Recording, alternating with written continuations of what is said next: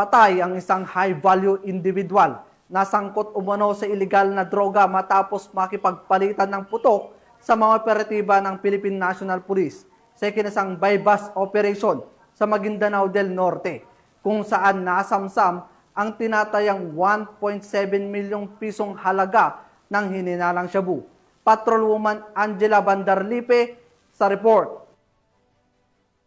Nakumpisa ang 1,700,000 peso halaga ng shabu sa isinagawang bypass operation ng Dato Udin Sinsuat Municipal Police Station na nauwi sa isang enkwentro at nagresulta ng pagkasawi ng isang high-value individual na suspect sa poblasyon Dalikan, Dato Udin Sinsuat, Maguindanao del Norte nito lamang ika-11 ng Oktubre taong kasalukuyan. Kinilala ni Police Lieutenant Colonel Esmail Madin, Chief of Police ng Dato Udin Sinsuat, ang nasawing suspect na si alias Dats, 25 anyos, na taga-barangay Berdato Angal Midtimbang, Maguindanao del Sur.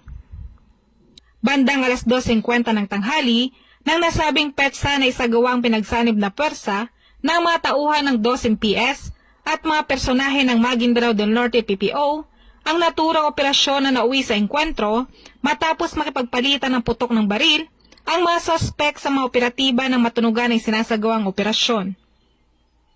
Napatay ang isa sa mga sospek at nakuha mula rito ang 5 piraso ng heat cell transparent plastic sachet na naglalaman ng hinihinalang shabu na tumitimbang na humigit kumulang 250 gramo na may tinatayang halagang 1,700,000 pesos, bypass money, 1,000 piso bill, 3 bundle ng budol money, at 3 basyo ng balang mula sa pinaniwalaang .45 caliber firearm ang natagpuan sa pinangyarihan ng enkwentro. Nasa kustodiya ng naturang istasyon ang mga nakumpiskang ebidensya para sa wastong disposisyon habang patuloy pa ring pinaghanap ng mga otoridad ang 2 nakatakas na suspect.